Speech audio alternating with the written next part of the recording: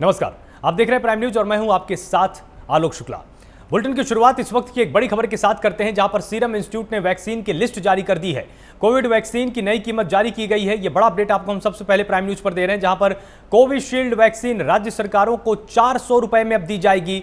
और साथ ही यह भी बड़ा अपडेट सामने आया है कि कोविशील्ड वैक्सीन निजी अस्पतालों को 600 में दी जाएगी। यह बड़ा अपडेट आपको हम लगातार प्राइम न्यूज पर सबसे पहले दे रहे हैं कि लगातार कीमतों का खुलासा कर दिया गया है, नई लिस्ट जारी हो चुकी है और यह निश्चित कर दिया गया है कि कौन सी वैक्सीन कितने रुपए में राज्य सरकारों को दी जाएगी। तो यहां पर साफ कर दिया है सीरम इंस्टीट्यूट ने कि 400 रुपए में कोविशील्ड वैक्सीन राज्य सरकारों को दी जाएगी। और साथ ही यह भी नियम बना दिया गया है कि कोविशील्ड वैक्सीन निजी अस्पतालों को 600 में दी जाएगी। तो लगातार यहां पर प्राइम न्यूज आपको पहले भी अपडेट करता आया है कि सरकार की मंशा यही है कि वैक्सीन को सस्ती दरों में लोगों को उपलब्ध कराया जाए, लोगों को जल्द से जल्द तमाम वैक्सीन जगह जगह पर उपलब्ध कराएं। और सरकार की मंशा भी यह भी बिल्कुल साफ है कि 18 साल के ऊपर के जितने भी देश में नागरिक हैं उन सभी को वैक्सीन उपलब्ध कराई जाएगी। हर किसी को वैक्सीनेट किया जाएगा ताकि 80% से ज्यादा लोगों के अंदर हर्ड इम्यूनिटी डेवलप हो जाए, लोगों को कोरोना से बचाया जा सके। जिस तरह से इजराइल में स्टडी सामने आई, इजराइल की सरकार ने भी साफ कर दिया है कि 81% से अधिक लोगों को वैक्सीन वहां पर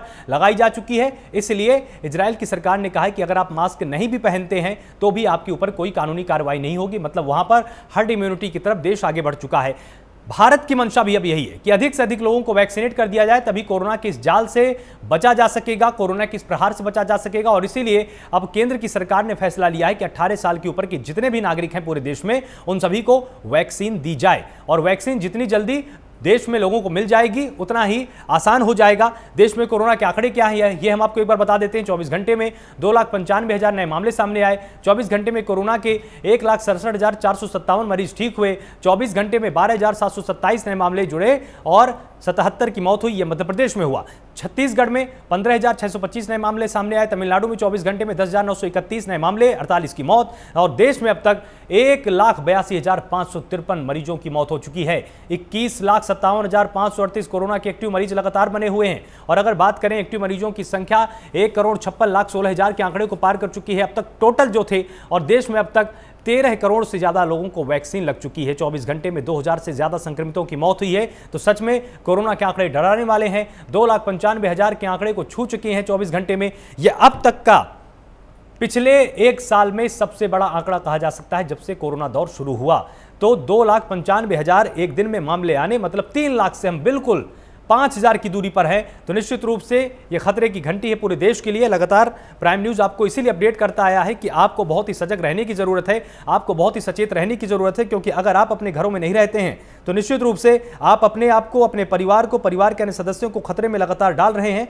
इसलिए कोशिश कीजिए, घर में रहिए, घर से बाहर न निकलिए। 13 करोड़ से ज्यादा लोगों को वैक्सीनेट किया जा चुका है, लेकिन अभी इनमें से अधिकतर लोगों को दूसरी डोज लेनी बाकी है ताकि उनके अंदर एक अच्छा इम्यून सिस्टम डेवलप हो। यहां पर डॉक्टर्स ने, वैज्ञानिक ने यह भी साफ किया है कि वैक्सीन लेने के बाद ऐसा नहीं है कि आप कोरोना से बीमार नहीं पड़ेंगे, लेकिन आपके मरने की आशंकाएं बहुत ही कम हो जाएंगी। मरने की जो चांसेस हैं, मौत होने की जो दर है वो बहुत ही कम हो जाएगी। इसीलिए वैक्सीन जरूर लगवाइए। भारत सरकार भी आपसे अपील कर रही है और प्राइम न्यूज भी आपसे यही कहेगा कि वैक्सीन को जरूर लगवाइए, वैक्सीन को अनदेखा मत कीजिए। और भारत सरकार ने इसी के लिए अब एक मुहिम चलाई है कि 18 साल के ऊपर के ज्यादातर नागरिकों को अब वैक्सीन दी जाएगी। 1 मई से यह बड़ा अभियान शुरू किया जाएगा पूरे देश में और इसके लिए अब केंद्र सरकार लगातार व्यवस्था कर रही है।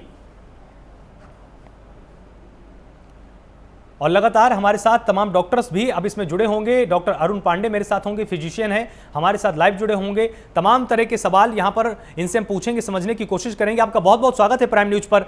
लगातार दर्शकों के मन में जो एक सबसे बड़ा सवाल है वो स्ट्रेन को लेकर है। देखिए, खबर रोज सामने आ रही है कि एक देसी म्यूटेंट भी अब इस समय कोरोना के रूप में सामने आ चुका है। आप एक बार हमारे दर्शकों को यह समझा दीजिए कि इस देसी म्यूटेंट के किस तरह के लक्षण है और इससे कितना बड़ा खतरा जो भी लोग हमें देख रहे हैं उनको है और पूरे देश को इससे कितना बड़ा खतरा है। देखिए आलोक जी, आपके चैनल के माध्यम से मैं बताना ये चाहता हूँ कि देखिए, वायरस की प्रवृत्ति ही होती है म्यूटेंट होने की। बैक्टीरिया वायरस जितने सबसे ज्यादा अगर हम बात करें, जितने भी माइक्रो ऑर्गेनिज्म है उसमें वायरस सबसे ज्यादा म्यूटेंट करता है। और ये कोविड जो 19 है, ये भी जो कोविड फैमिली का ही वायरस था, वो मानव में पहली बार देखा गया पिछले साल। और उसके बाद ये म्यूटेंट करेगा। तो ये ऐसा भी नहीं है कि इस बार जो सेकेंड फेज आई है ये अगर दूसरे से म्यूटेंट होके आ गई है वायरस, ये अगली बार भी हो सकता है कि म्यूटेंट कर जाए। लेकिन ये जैसे जैसे म्यूटेंट करेंगे, जो नए वेरिएंट आते हैं, जैसे कि अभी जो वेरिएंट आया है ये पिछले वाले से नया वेरिएंट है, जिसके कारण हम लोग इतने आप दर जो बता रहे हैं 2,95,000, वो इसलिए है कि नया म्यूटेंट करके ये वायरस अटैक किया और नए सिम्टम्स के साथ आया। जैसे सर्दी खांसी और बुखार तो था ही, इसके बाद आप देखिए, आप नए सिम्टम से ये होगा लो बैक एक के साथ पॉजिटिव से नहीं, जोड़ों में दर्द के साथ भी पेशेंट पॉजिटिव आए हैं। कुछ पेशेंट ऐसे भी हैं जो अनसिम्टोमेटिक, कोई लक्षण ही नहीं है, फिर भी वो उनका टेस्ट कराया गया है तो पॉजिटिव आए हैं। तो दैट मीन्स कि ये कोई कह ही नहीं सकता है कि इस कोविड के इन्फेक्शन में केवल यही लक्षण है तो ये कोविड से संक्रमित है, या लक्षण नहीं है तो कोविड से संक्रमित नहीं है। मैं ये कहना चाहूंगा कि जब भी पैंडेमिक की सिचुएशन होती है, कहीं भी अगर आपकी तबीयत खराब होती है तो पहला अंदेशा यही एज ए चिकित्सक हमको होता है कि क्या वो पैंडेमिक का में कोई संक्रमण तो नहीं हो गया। यानी कि अगर आपको बुखार हो रहा है, हल्का भी बुखार है, तो सबसे पहले ये मान के चलना है कि उसे कोविड है। सबसे पहला बचाव यही है। बचाव का तरीका यही है कि अगर हम पेशेंट को मान लेते हैं, जैसे चिकित्सक मैं मान लेता हूं कि ये कोविड का सस्पेक्टेड है, तो मैं वहीं से प्रिकॉशन लेने की शुरुआत कर देता हूं। अगर आप कैजुअल हो जाते हैं, नहीं जी तबीयत खराब है, ये कोरोना तो नहीं हो सकता, ठीक है, तो ही आप अरुण जी हमारे साथ हमारे एक दर्शक दीपक गोरखपुर से इस वक्त जुड़े हुए हैं, वो आपसे कुछ सवाल पूछना चाहेंगे। दीपक, बहुत बहुत स्वागत है आपका प्राइम न्यूज पर। आप अपना सीधा सवाल डॉक्टर से पूछ सकते हैं। नमस्कार जी। डॉक्टर साहब नमस्कार, मैं ये सवाल पूछना चाह रहा हूँ। डॉक्टर साहब, हमारे घर में मेरा भाई छोटा है, उसको कोरोना पॉजिटिव हो गया है, तो क्या उसको इंजेक्शन लगवाना चाहिए कि नहीं लगवाना चाहिए? उम्र कितनी है आपके भाई की? मेरे भाई की उम्र 25 साल। 25 साल। और अभी सिम्टम्स हैं उसको, यानी कि बुखार, तबीयत में क्या है? हाँ, बुखार है, जुकाम भी है उसको, और उसको मतलब शरीर में पूरे दर्द रहता है उसके। जी।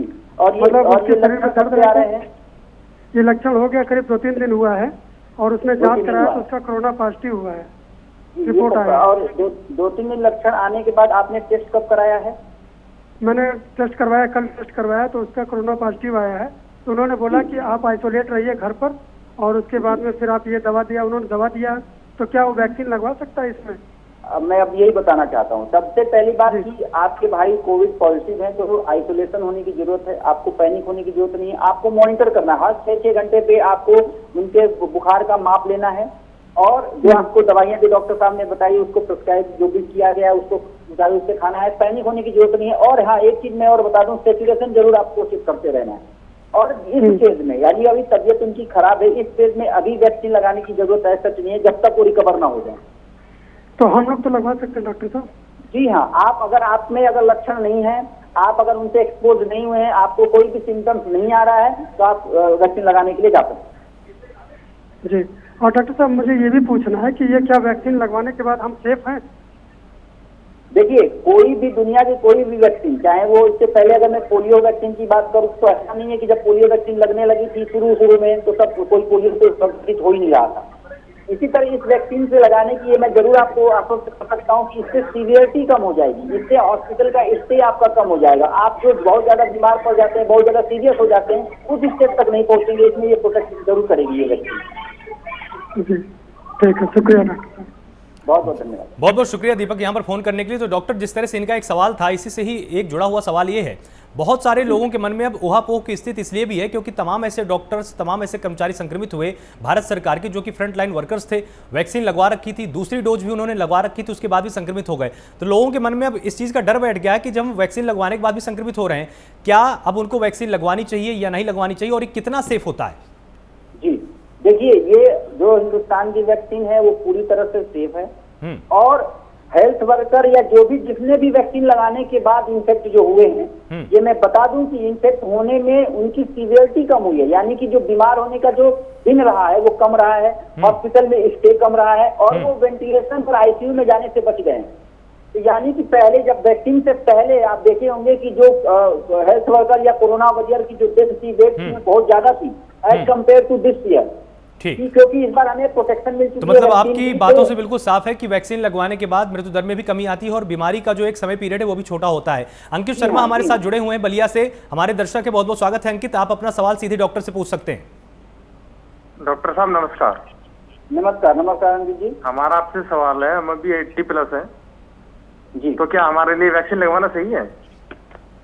80+ है और आपको जब से ऊपर हैं और अभी अभी कोई भी तबीयत आपकी खराब नहीं है तो आपको तो बहुत पहले ही वैक्सीन लगानी चाहिए थी। जिस समय से अनाउंस हुआ था कि 60+ से उम्र के ऊपर को वैक्सीन जरूर लगवानी चाहिए, उसी समय जाके आपको वैक्सीन लगवानी चाहिए थी। और अब मेरी अपील भी आपसे कि अगर आप स्वस्थ हैं, आप अच्छी तरह अपनी कोई भी तबीयत खराब जैसी कोई कंडीशन नहीं है तो आप जरूर जाइए और वैक्सीन लगाइए।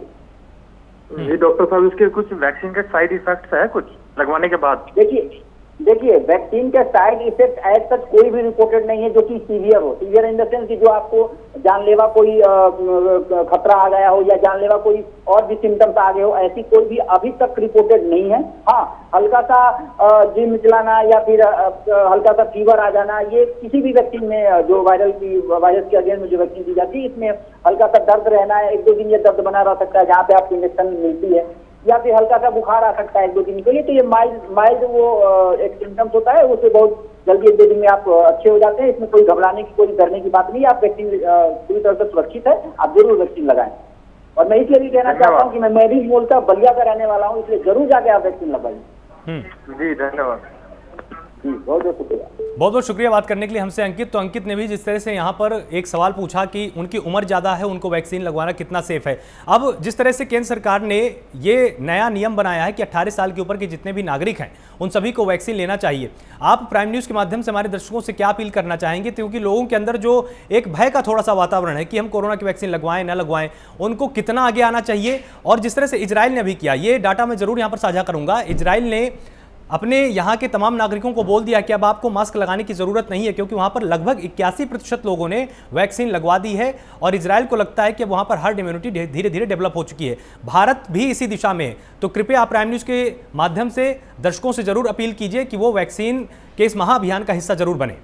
जी जरूर, मैं आपके माध्यम से आलोक जी, प्राइम न्यूज चैनल के माध्यम से मैं अपील जरूर करता हूँ कि ये जो 1 मई से विस्तारित मतलब बहुत बड़े लार्ज स्केल पे वैक्सीनेशन ड्राइव चालू होने वाली है हमारे देश में, उसमें बढ़ चढ़ कर हिस्सा लें।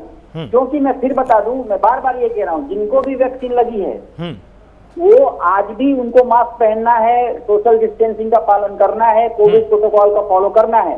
यानी कि वैक्सीन लगाने के बाद ये मत सोच लीजिए कि मैं तो आज वैक्सीन लगाया कल से मैं घूम रहा हूँ, ऐसा नहीं होना है। क्योंकि ये जैसे मैं बोलता रहता हूँ, आपके चैनल पे भी मैंने बोला कि एसएमएस के साथ वी अगर मिल जाता है, यानी कि सोशल डिस्टेंसिंग, मास्क और सैनिटाइजेशन के साथ अगर वैक्सीनेशन की सुरक्षा कवच हमें मिल जाती है तो हमारी सीवियरिटी, हमारी मौत का दर, हमें मरने से ये वैक्सीन जरूर बचा लेगी। तो इसलिए बढ़ चढ़ के हिस्सा लेना है। और जब तक हमारे पास पूरी तरह से वैक्सीनेशन पूरे देश में नहीं हो जाता है, क्योंकि मैं फिर बता दूं, जो कोविड का जो सेकेंड लेयर है वो बच्चों को भी इन्फेक्ट कर रही है और बच्चों में कोई वैक्सीन अभी तक डेवलप नहीं हुई जो बच्चों में भी लगाई जा सके। तो इसलिए हमें ये फॉलो नहीं करना है कि फला कंट्री या फला में हमने 85% वैक्सीनेशन कर लिया तो मास्क हटा लिया, ये करना है, ऐसा कभी भ्रांति में नहीं जाना है। क्योंकि हमारे देश की डेंसिटी बहुत ज्यादा है, हम लोग एक छोटे से एरिया में बहुत ज्यादा पॉपुलेशन है। तो वैक्सीनेशन ड्राइव में आप बढ़ चढ़ के हिस्सा ले, क्योंकि वैक्सीनेशन से मैं ये दावा कर सकता हूँ कि वैक्सीनेशन से आपकी सीवियरिटी, आपकी हॉस्पिटलाइजेशन और आपके मौत होने को बचा सकता है ये वैक्सीनेशन इस कोविड से। तो आप लोग बढ़ चढ़ के हिस्सा लें और हमारे देश को इस कोरोना से लड़ना है, जीतना है, तो इसमें वैक्सीनेशन का बहुत बड़ा योगदान है। जिस तरह से डॉक्टर यहाँ पर लोगों के मन में एक सवाल ये भी है लगातार, क्योंकि वो हमसे प्रश्न पूछते रहते हैं, उनका ये कहना है कि सरकारी अस्पताल में जाकर वैक्सीन लगवाना ज़्यादा सेफ है या निजी अस्पताल में वैक्सीन लगवाना ज़्यादा सेफ है? क्या दोनों में कोई अंतर है या दोनों जगह पर एक ही जैसी वैक्सीन दी जाती है? क्योंकि ये लगातार असमंजस की स्थिति में दर्शक बने हुए हैं। देखिए, सबसे पहली बात ये बता दूं कि अगर मैं दिल्ली की बात करूं तो दिल्ली में जितने सरकारी अस्पताल है उसमें वैक्सीनेशन फ्री में हो रहा है। कुछ प्राइवेट अस्पतालों में भी लगता है, तो प्राइवेट अस्पतालों में कुछ मिनिमम चार्ज लगता है, मुझे उसके बारे में पता नहीं है कितना चार्ज लगता है, लेकिन कुछ चार्ज लगता है। तो अगर आपको चार्ज दे के लगवाना है तो आप प्राइवेट हॉस्पिटल में भी जा सकते हैं, और अगर आपको फ्री में वैक्सीनेशन है तो सरकार ने फ्री में वैक्सीनेशन लगाने का मुहिम चला रखी है, आप उसमें जा सकते हैं। और रही बात वैक्सीनेशन में सरकारी और प्राइवेट का, तो मैं बता दूं कि हर तरह से किसी भी अस्पताल में जहाँ भी वैक्सीनेशन ड्राइव चल रही है वहाँ पे प्रॉपर प्रोटोकॉल फॉलो किया जाता है। सरकार द्वारा दिशा निर्देश जो जारी किए गए हैं उसके अनुरूप ही आपको वैक्सीनेशन होता है। तो इससे कोई फर्क नहीं पड़ता कि आप सरकारी अस्पताल में लगवा रहे हैं कि प्राइवेट अस्पताल में लगवा रहे हैं। हाँ, लेकिन एक चीज जरूर है कि सरकारी अस्पतालों में वैक्सीनेशन फ्री है, प्राइवेट अस्पतालों में कुछ मिनिमल चार्ज लग रहा हो, तो आप अपनी सुविधा अनुसार जहां भी आप नजदीकी मैं तो अपील ये करूंगा कि नजदीकी सरकारी अस्पताल में जाके आप वैक्सीनेशन ड्राइव का हिस्सा बने और वैक्सीनेशन जरूर लगवाएं। जी, इसके साथ साथ हमारे दर्शकों को आप यहाँ पर ये भी जरूर समझाइए कि अब जो इस समय लगातार चल रहा है कि लॉकडाउन में लोगों को घर में अंदर रहना है, बाहर नहीं निकलना है, ये टाइम पीरियड कितना जरूरी है? क्योंकि अगर कोरोना की चेन को तोड़ना है तो वैक्सीन तो देखिए एक इसका बहुत ही मजबूत हथियार है ही, लेकिन लॉकडाउन के समय अगर हम अपने घर में रहेंगे तो निश्चित रूप से इसका भी लाभ होगा। जी देखिए, मैं तो बार बार कह रहा हूं कि अगर आपके घर में कोई भी आइसोलेट है तो उससे भी अगर आपको अगर लगता है दरवाजा खोल के बात कर, देखिए छोटे चेंबर में, मतलब छोटे क्लोज चेंबर में इन्फेक्शन होने का रेट ज्यादा है। तो जो भी आइसोलेशन में भी है तो अपनी खिड़कियां रखे जिससे कि रूम में वेंटिलेशन होता रहे।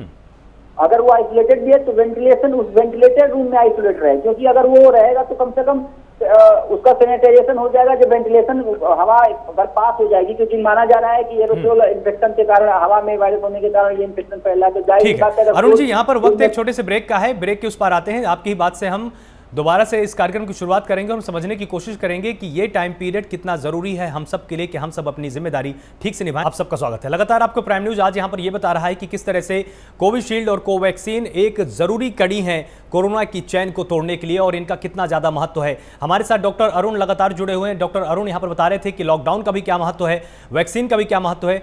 डॉक्टर अरुण, आप अपनी बात पूरी कीजिए ताकि दर्शक समझ पाए कि कोरोना की चैन को तोड़ने में इन दोनों की क्या अहम भूमिका हो सकती है। जी देखिए, मैं पहले वैक्सीन के बारे में तो बता ही चुका हूँ कि वैक्सीन आपको प्रोटेक्ट करती है, सीवियरिटी को कम करती है, हॉस्पिटलाइजेशन भी कम करती है, आपके बीमारी की अवधि को कम कर देती है। और जो कर्फ्यू और लॉकडाउन की बात है, इसमें अगर आप, जाहिर सी बात है, जब आप बाहर निकलते हो तो एक्सपोजर ज्यादा होता है, बहुत सारी भीड़ भाड़, मार्केट में जाते हो भीड़ रहती है, रोड पे जाते हो, किसी ट्रांसपोर्ट का यूज करते हो तो उसमें भी भीड़ होती है। और जब ये एरोसोल के द्वारा एयर में अगर ये वायरस है और तो इन्फेक्शन का रेट बहुत ज्यादा बढ़ता है। इसीलिए देखिए, दिल्ली में लगभग 29,000 का आंकड़ा आज आया हुआ है। तो ये लॉकडाउन, कर्फ्यू जैसे जो व्यवहार है या जो सरकार द्वारा उठाए गए कदम है, ये बहुत ज्यादा प्रभावी है इस चेन को तोड़ने में। क्योंकि आप घर में रहते हैं, आइसोलेट अपने आप को करते हैं, अपने ऊपर सेल्फ इम्पोज लॉकडाउन लगाते हैं, तो आप बाहर नहीं जाएंगे। और जब आप बाहर नहीं जाएंगे तो आपके द्वारा, अगर मान लीजिए आप संक्रमित हैं, तो आपके द्वारा संक्रमण दूसरे में नहीं फैलेगा।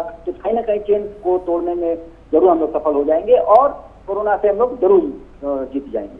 यहाँ पर डॉक्टर अरुण, एक जो सबसे बड़ा सवाल दर्शकों के मन में है वो ये भी है कि देखिए इसमें दो इस समय महत्वपूर्ण परिस्थितियां हैं। एक तो ये है कि किसी व्यक्ति को लक्षण दिखाई दिए, गया, उसने RT-PCR की अपनी जांच करी और वो कोरोना पॉजिटिव पाया गया। लेकिन कुछ ऐसे पेशेंट भी अब हैं, लगभग 40% केस अब ऐसे सामने आ रहे हैं इस दूसरी लहर में कि उनको लक्षण बिल्कुल कोरोना जैसे हैं, लेकिन जब वो RT-PCR टेस्ट करा रहे हैं तो वो निगेटिव आ रहे हैं। इस तरह के मरीजों को क्या करना चाहिए? जी, मैंने पहले ही बोला आलोक जी कि जैसे ही आपकी तबियत खराब मतलब वही मैंने बोला, जुकाम आना, सर्दी होना, बुखार आना, जोड़ों में दर्द होना, उल्टी वोमिटिंग आना, या म्यूकोमाइकोसिस जो दांतों में जो लक्षण आते हैं कभी कभी आ रहे हैं, आंखों में लालीपन आना, अगर ये सब चीजें आ रही हैं तो पहला एज ए चिकित्सक मैं सस्पेक्ट यही करूंगा कि ये कोविड का सिम्टम्स है या कोविड के लक्षण है। अगर RT-PCR निगेटिव भी आता है तो भी ये मैं कोविड की तरह ही पेशेंट को ट्रीट करूंगा और उसको जरूर सलाह दूंगा कि आप अपने आप को आइसोलेट करें।